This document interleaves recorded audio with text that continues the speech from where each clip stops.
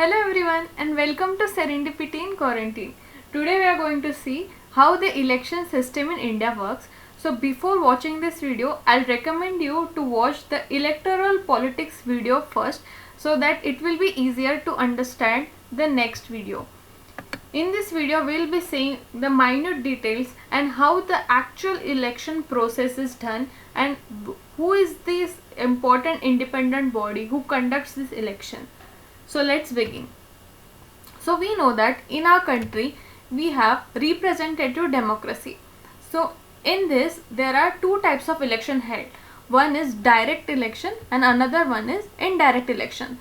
So while conducting the direct election, one of the important process which we adopt is first past the post system. So let's see how it works. So in case of first past the vote system, the one who gets more votes than the all other candidates is declared elected. So the winning candidate need not secure the majority of votes but only more votes than other candidates. So this method is known as first past the post system. So we will be calling it FPTP system. So in electoral race, the candidate who is ahead of the others and who is crossing the winning post first of all is the winner. So this method is called the plurality system. So in this method, the election prescribed this method of election was prescribed by our constitution. There were other electoral method also. For example, proportional representation method. So in proportional representation method, what happens, there are number of votes decided upon the how many people our population is there. For example, in Israel, once the votes are counted, each party is allotted share of seats in the parliament in proportional to its share of votes. So this process is reversed to the first past the vote. So each party fills the quota of the seats by picking those many of the nominees from the preference list that has been declared before the election. So this system of election is known as proportional representation system.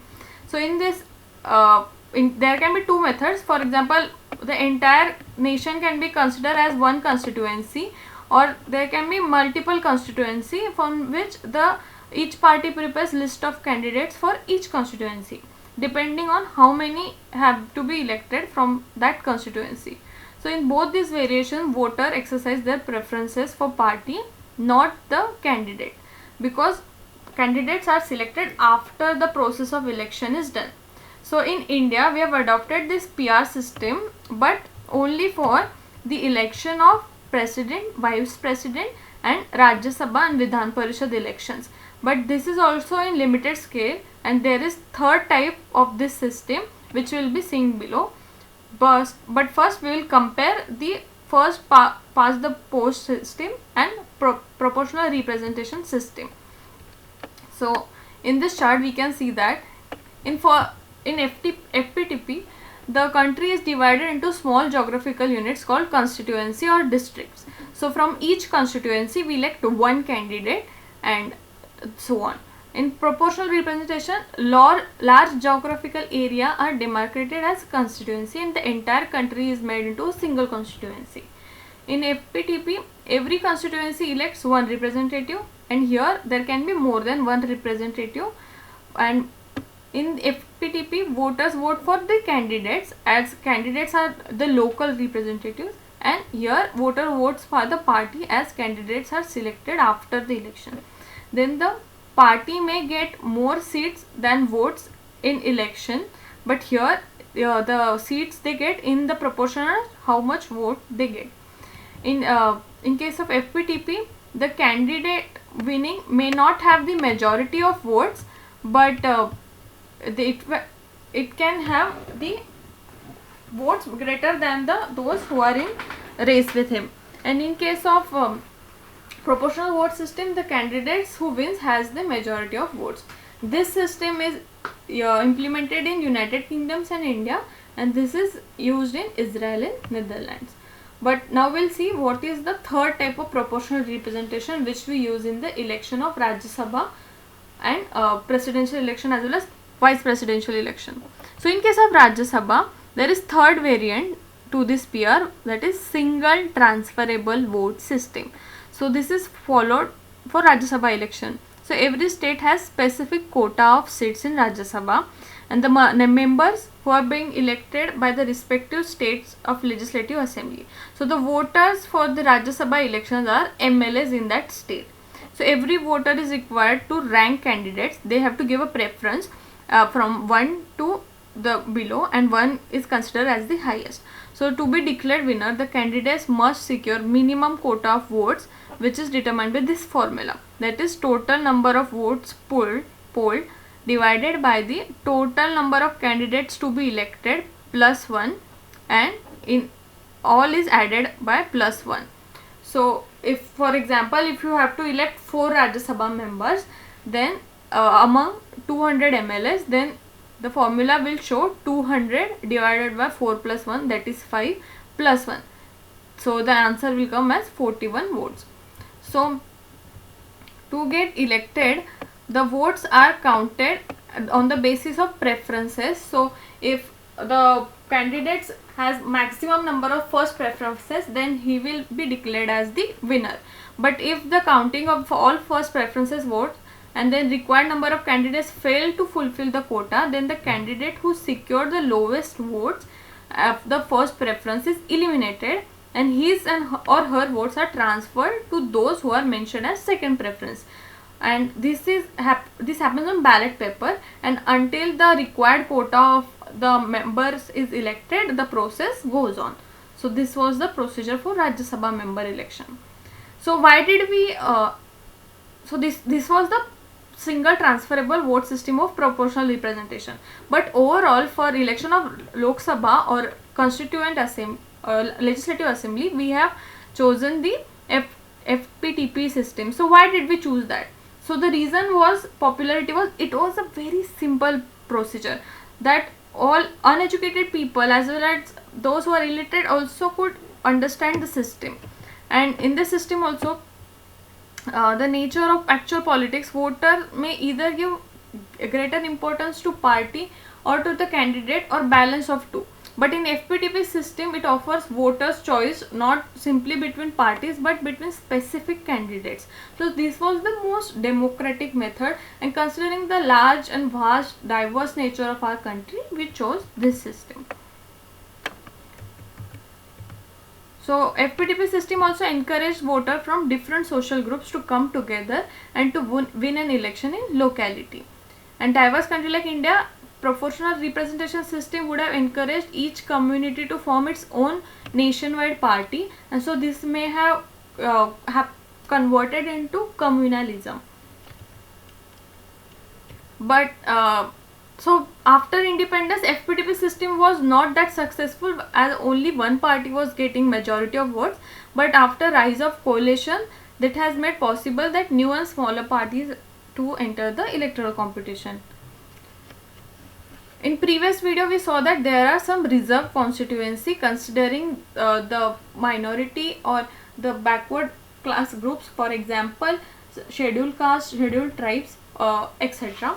So historically, British government had introduced the separate electorate system, which was considered as very fractional, and it was considered as harm to the unity in our country, because in this system there was the people used to elect representative from the particular community, and only those voters would be eligible who belong to that community. So this was supposed to make fragments in the society. So we chose reserved constituency system. In this system, all voters in the constituency are eligible to vote, but the candidate must belong to only particular community or a social sections for which the seat is reserved. So means if the seat is reserved for SC community, then the candidates who is supposed to get elected should only be from SC community, but everyone can vote for that seat. So in case of in our country, so the constitution provides reservation of seats in only Lok Sabha and state legislative assembly for SCs and STs, and it was initially provided for the period of 10 years, but for as a result of successive constitutional amendment, it has been further extended up to 2020. So now we are expecting that this will again get extended. So how the constituency is reserved and on what basis it is reserved and who decides that? So the decision is taken by an independent body called Delimitation Commission. So this Delimitation Commission is appointed by President of India and works in collaboration with Election Commission of India. So its appointment for the purpose of drawing up the boundaries of constituency all over the country, and the quota of constituency reserved in each state is fixed depending upon the population of SCs and ST in that state. So it is proportional to its population. After drawing the boundaries, the Delimitation Commission looks at the composition of population of each constituency. So for example, if there is a constituency in which the majority of population is from ST community, then that seat will be reserved for STs. And in case of SCs, it picks constituency that have higher proportion of scheduled caste population, but it also spreads this constituency in different regions of the state, so it spreads evenly, and it rotates each time delimitation exercise is undertaken. So this is how the delimitation works. There is also demand for reservation of 1/3 seats for women, as women are very poorly represented at parliament level and legislature level, but right now only reservation are available at local self-government, that are at municipal elections and panchayat election. Then we know that our country is the democratic country because it conducts free and fair elections. So who is and also we have universal adult franchise. So what is this universal adult franchise? It means that everyone above certain age is allowed to vote and is not discriminated by any method, for example by caste, religion, gender, etc. So many people thought that providing right to vote to everyone irrespective of their educational qualification was not right, but our constitutional maker had firm belief that in the ability and the worth of an adult citizen as equals in the matter of deciding what is good for the society and country and for their own constituency. Hence we selected a universal adult franchise. And those who are able to vote should also be able to get elected, but for the age limit is quite higher. For example, in Lok Sabha or assembly election, the candidate must be at least of 25 years old. So to conduct this election, we have Independent Election Commission. So this Independent Election Commission supervises and conducts election. It is a constitutional body under Article 324. So it superintends direction and the control of preparation of electoral rolls. It conducts all the elections of parliament, legislature, and also the office of president and vice president. So to the major head of election commission is called as Chief Election Commissioner of India, and to assist Election Commission of India there are chief electoral officers in every state. So Election Commission is not responsible to conduct election at local government. It has separate body, that is State Election Commissioner. So it works under the it works independently of Election Commission of India and it in its own sphere. So Election Commission of India can either be single member or multi-member body, but right now it is a multi-member body. So there is Chief Election Commissioner, and in addition to that there are two Election Commissioner, but all of them have equal powers, and all decisions are taken by general consensus that the multi-member Election Commissioner is more appropriate as power is shared and there is greater accountability. So the CEC does not have more power than other election commission. They have independence, and the procedure to remove this election commission is very difficult. They have provided security of tenure. For example, they are appointed for 6-year term or continue till age of 65, whichever is earlier. And CEC can be removed before the expiry of date by the president if both houses of parliament make such recommendation with special majority. and this is done to ensure that ruling party cannot remove CEC who refuses to favor them.